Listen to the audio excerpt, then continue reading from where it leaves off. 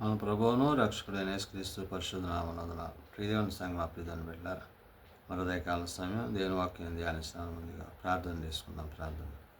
కృపగల తండ్రి, దయగల మా యేసయ్య, నీ బంగారు పాదాలకు లెక్కలేని వందనాలు, స్తుతులు, స్తోత్రములు. గతించిన రాత్రి అంతా నీ రెక్కల చాటును కాచి కాపాడి సంరక్షించిన దేవ మరో దయకాల సమయం సజ్జలు ఎక్కడ చేరి ప్రార్థించుండగా వాక్యమైన దేవుడు వాక్యం ద్వారా నాతో మాతో మాట్లాడి మీరే మహిమగంత ప్రభావాలు పొందమని యేసునామమున నడుచున్నాం తండ్రి. ఆమె ప్రియదేవుని సంగమ ప్రియదేవుని బిడ్డల నిర్ధమ కర్పార్చిన దినవాక భాగము ఆది కాండము 5వ అధ్యాయము 1 నుంచి 8 వచనాలు ధ్యానం చేసుకున్నాం. ఆది కాండము 5వ అధ్యాయము 1 నుంచి 8 వచనములు ఈ విధంగా రాయబడినవి. ఆదాము వంశావళి గ్రంథము ఇది. దేవుడు ఆదామును సృజించిన దినమున దేవుని పోలికగా అతన్ని చేశాను. ప్రియదేవుని సంగమ ప్రియదేవుని బిడ్డలారా, దేవుని యొక్క సృష్టి అంతట్లో ఆయన స్వరూప్యమందు ఆయన పోలికగా నరులను చేసిన దేవుడు. అంటే ఆయన ఎలాగైతే ఉంటారో అదే రీతిగా మానవులమైన మనము కూడా ఉంటున్నాం. ఆయన పోలికగా ఆయన స్వారూప్యములో ఆయన కృపయందు మనము జీవిస్తున్న వారమే ఉన్నాం. కాబట్టి ఇక్కడ ఆదాము వంశావళి గ్రంథము ఇది అంటున్నాడు.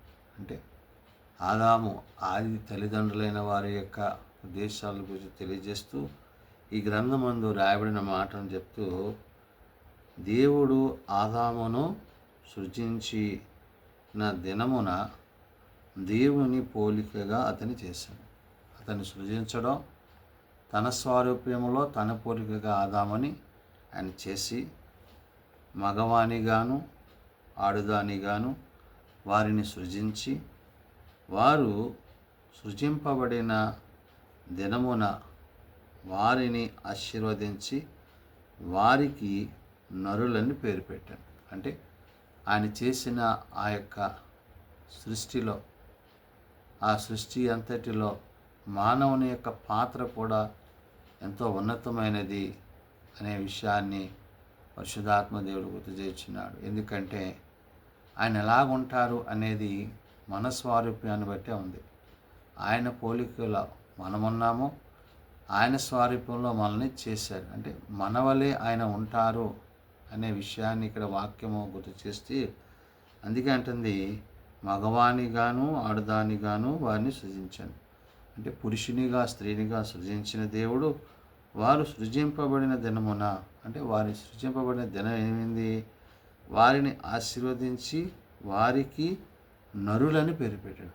అంటే ఆడదే మొగ అనే మరి ఈ యొక్క ప్రతి విధమైన కలయిక, అంటే దేవుడు కలుగు చేసిన దానిలో స్త్రీగా పురుషునిగా ఏవైతే ఈ జంతువులు పక్షాదులు సమస్త సృష్టి కలిగిందో అదే రీతిగా తన స్వారూప్యంలో తన పోలికలో మానవులమైన మనల్ని కూడా ఆయన చేసి మొదట ఆదామును ఆ తరువాత అవ్వను ఆయన సిద్ధపరిచారు. అంటే ఈ సిద్ధపాటు అంతా కూడా దేవుని చిత్తానికి దేవుని ఉద్దేశానికి మేలని తలంచి ఆయన చేసి వారిని ఆశీర్వదించి వారికి నరులని పేరు పెట్టెను. అంటే నరులు అంటే నరమాంసము, అంటే శరీరము ద్వారా మరి జీవించువారుగా మనం ఉంటున్నాము. కాబట్టి ఈ శరీరము మరి నేల మంటి నుండి ఆయన నిర్మింపజేసి ఆ నేల మంటి ద్వారా మనల్ని ఆయన చేసి ఉన్నాడు. కాబట్టి తిరిగి మనము మన్నైపోతున్నాం. అంటే ఈ యొక్క బాహ్య సంబంధమైన దానిని ఇక్కడ ప్రభువు గుర్తు చేశాడు. ఆత్మ సంబంధమైన స్థితిలో మనం ఉండాలని దేవుడు కోరుచున్నాడు. కాబట్టి ఇక్కడ ఆశీర్వాదాలు, ఈ దీవెనలు ఇవన్నీ కూడా దేవుడు తాను చేసిన మరి ఆది తల్లిదండ్రులకు ఇచ్చాడు.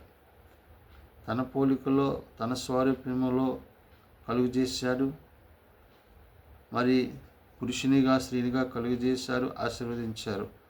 మూడోది, ఆదాము 130 ఏండ్లు బ్రతికి తన పోలికగా తన స్వరూపమున కుమారుని కని అతనికి షేతు అను పేరు పెట్టాను. ఇక్కడ దేవుడు ఆది తల్లిదండ్రులను కలుగు చేశాడు.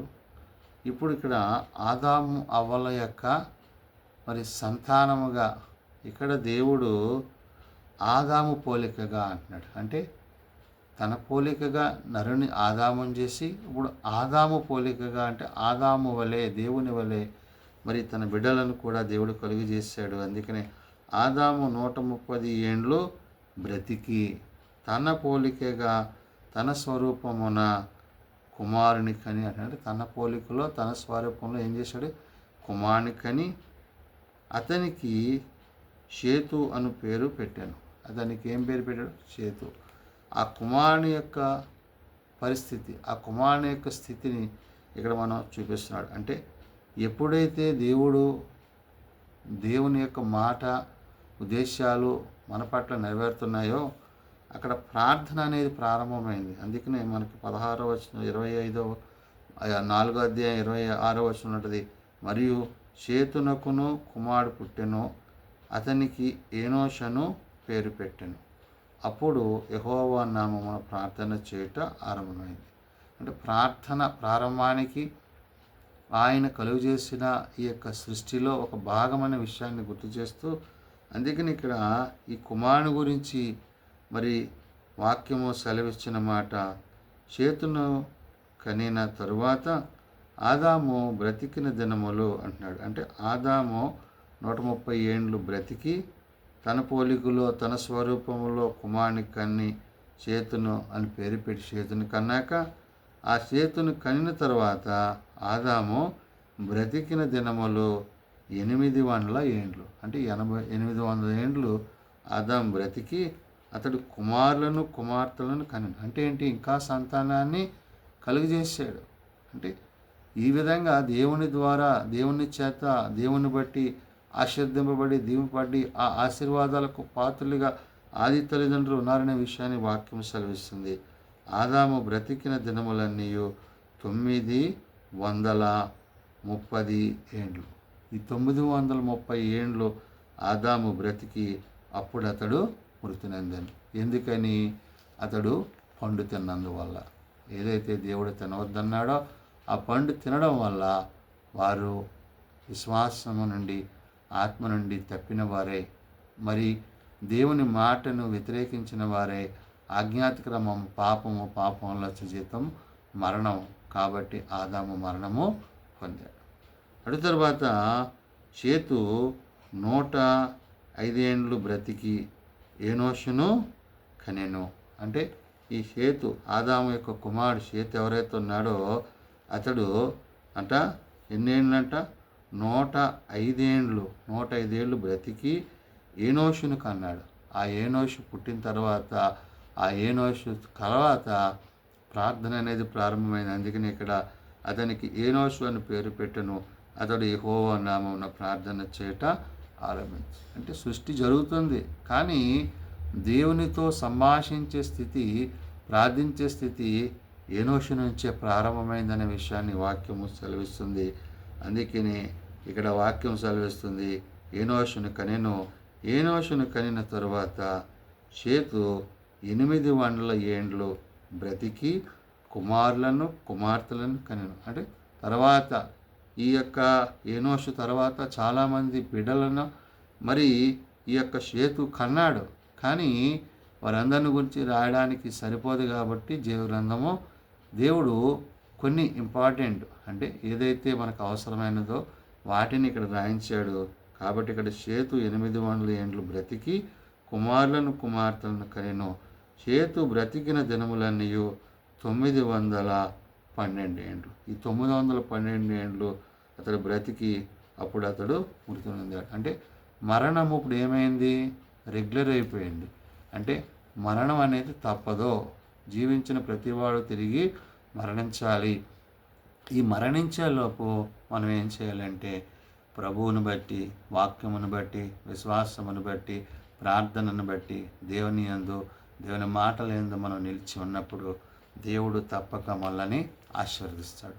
కాబట్టి ఆశీర్వాదాలు పొందుకోవాలంటే మన బ్రతుకు దినములన్నీ ఆయన కృపాక్షేమములు మన వెంట వచ్చినట్లు మనము ఆయన సన్నిధిలో ప్రార్థించువారముగా ఉండాలనే విషయాన్ని ఇక్కడ ఏనోషు మరి ఏ విధంగా అయితే యెహోవా సన్నిధిలో నామమున ప్రార్థన చేశాడో, ఆరంభించాడో, ఆ ప్రారంభ ప్రార్థన మొదలుకొను ఆయన రాకడ వరకు మనము నిత్యము ప్రార్థించువారమై ఉండాలని నేటి దిన వాక్యమును బట్టి పరిశుద్ధాత్మ దేవుడు తెలియజేసిన మాటలు. ప్రార్థన చేసుకుందాం. ప్రేమ నమ్మకం కలిగిన మా తండ్రి, కృప కలిగిన దేవ, అవును నాయన, నిన్ను ప్రార్థించుటకు, నిన్ను స్తుతించుటకు, నిన్ను సేవించుటకు నీ బిడలైన వారిని నువ్వు ఏర్పరచుకొని ఉన్నావు.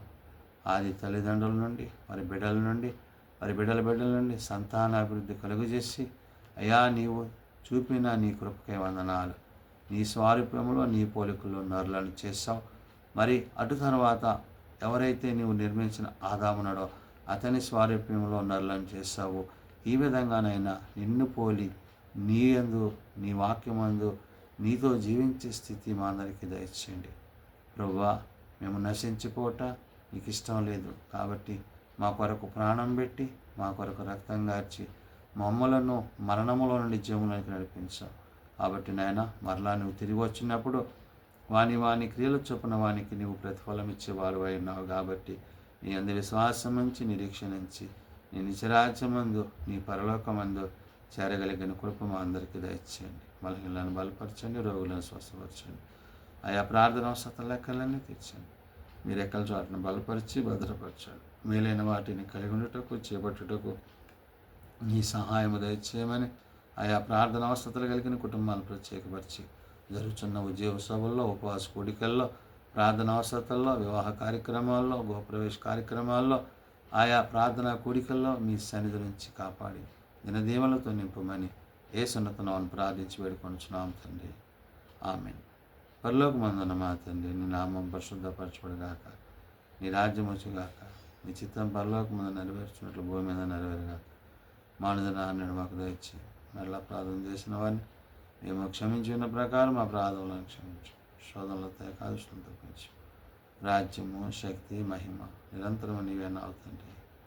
ఆమె మన ప్రభుత్వ దేవుని ప్రేమ, ప్రభువైన యేసుక్రీస్తు కృప, ఆదరణకర్త అయిన పరిశుద్ధాత్మ సహాయము సదా తోడేండి సంరక్షించునుగాక. ఆమెన్.